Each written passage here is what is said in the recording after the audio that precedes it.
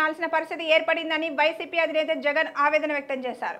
చంద్రబాబు ప్రభుత్వ పాలనలో రైతుల జీవితాలు చిన్నాభిన్నమయ్యాయని, పండగలా ఉండాల్సిన వ్యవసాయం దండగలా మారిందని ఆయన తీవ్రంగా విమర్శించారు.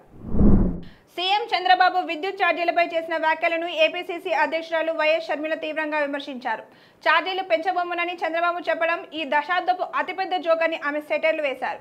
కూటమి ప్రభుత్వం ఇప్పటికే సర్దుబాటు, ట్రూ ఆఫ్ ఛార్జీల పేరుతో ప్రజలపై వేల కోట్ల భారం మోపిందని ఆరోపించారు. మాజీ ముఖ్యమంత్రి జగన్ అబద్ధాల అంబాసిడర్గా మారారని మంత్రి అచ్చెన్నాయుడు విమర్శించారు. జగన్ 5 ఏళ్ల మోసపూరిత పాలనలో రైతులకు తీవ్ర అన్యాయం జరిగిందని మండిపడ్డారు. తమ కూటమి ప్రభుత్వం అధికారంలోకి వచ్చిన వెంటనే పెండింగ్లో ఉన్న బకాయిలను చెల్లించిందని తెలిపారు. హిల్డ్ పాలసీ పేరుతో కాంగ్రెస్ ప్రభుత్వం 5 లక్షల కోట్ల రూపాయల భారీ భూమి కుంభకోణానికి పాల్పడుతుందని బీఆర్ఎస్ వర్కింగ్ ప్రెసిడెంట్ కేటీఆర్ ఆరోపించారు. ఒకప్పుడు ప్రభుత్వాలు ప్రజల పరిశ్రమల కోసం, ఉద్యోగ ఉపాధి కల్పన కోసం ఇచ్చిన భూములను ఇప్పుడు ప్రైవేట్ వ్యక్తులకు రేవంత్ సర్కార్ దారదత్తం చేస్తుందని విమర్శించారు. బీఆర్ఎస్ అధికారంలో ఉన్నప్పుడు ఒక కుటుంబం ప్రజల సొమ్మును దోచుకుందని, ఇప్పుడు ఆ కుటుంబంలో అక్రమ సొమ్ము కోసం గొడవలు జరుగుతున్నాయని తెలంగాణ ముఖ్యమంత్రి రేవంత్ రెడ్డి అన్నారు. ఆదిలాబాద్ జిల్లాలో ఏర్పాటు చేసిన సభలో ఆయన మాట్లాడుతూ కేసీఆర్ 1,00,000 కోట్ల రూపాయలతో కట్టిన కాళేశ్వరం ప్రాజెక్టు 3 ఏళ్లకే కూలేశ్వరంగా మారిందని ఎద్దేవా చేశారు. హైదరాబాద్ నగర శివార్లోని హైద్నగర్లో 8 ఏళ్ల బాలుడిపై వీధి కుక్కలు దాడి చేసిన ఘటనపై తెలంగాణ రాష్ట్ర మానవ హక్కుల కమిషన్ స్పందించింది. ఈ ఘటనకు సంబంధించి పలు దినపత్రికల్లో వచ్చిన కథనాలను సుమోటోగా స్వీకరించిన కమిషన్ ఈ నెల 29వ లోపు నివేదిక ఇవ్వాలని జీహెచ్ఎంసీ కమిషనర్, జిల్లా కలెక్టర్లకు ఆదేశాలు జారీ చేసింది.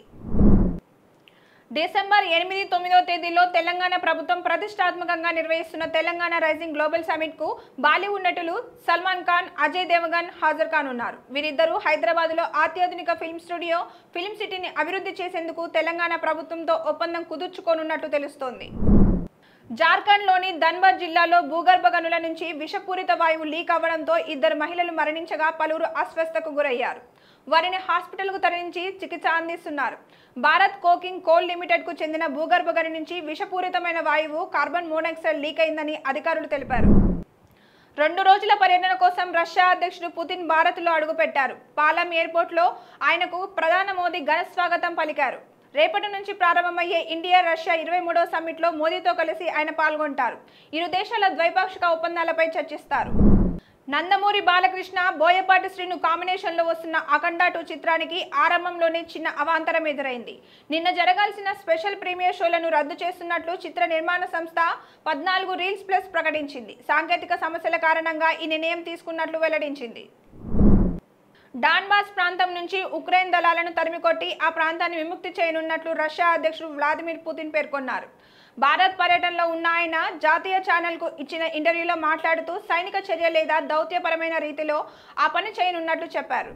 మైత్రి మూవీ మేకర్ సినిమాలో ప్రముఖ సంగీత దర్శకుడు ఇళయరాజా పాటల వినియోగానికి సంబంధించి వివాదం ఎట్టకేలకు పరిష్కారమైనట్లు తెలుస్తోంది. మైత్రి సంస్థ తమ సినిమాలైన డ్యూడ్, గుడ్ బై అగ్లీ చిత్రాల్లో ఇళయరాజా పాటలను ఉపయోగించినందుకు గాను ఆయనకు 50 లక్షల రూపాయలు చెల్లించడానికి అంగీకరించినట్లు సమాచారం. Please subscribe to the channel and download the Politicos app from the links in the description.